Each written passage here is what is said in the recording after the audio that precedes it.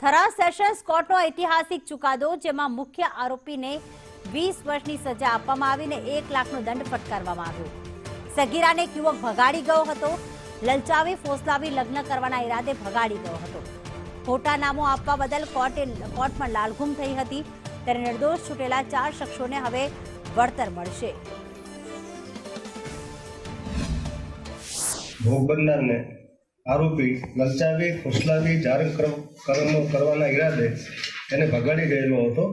બંને પક્ષોની દલીલોને સાંભળ્યા બાદ નામદાર કોર્ટે આરોપીને પોક્સોની વિવિધ સેક્શનોમાં 20 વર્ષની સખત કેદની સજા અને 1 લાખ રૂપિયાનો દંડ ફરમાવેલ છે. મેઇન આરોપી સિવાય બીજા 4 આરોપીઓને પણ ભાગ ભજવો છે એવી અરજી પાછળથી આપવામાં આવેલી હતી અને પોલીસે એ અરજીની તપાસ કરીને એ 4 આરોપીઓને પણ આરોપી તરીકે દર્શાવેલા હતા. પરંતુ આજ રોજ એ કેસ ચાલી જતા આ નામદાર કોર્ટે 4 આરોપીઓને નિર્દોષ ઠરાવીને છોડી મૂકેલા છે અને ફરિયાદીને 3 લાખનો દંડ ફરમાવેલો છે.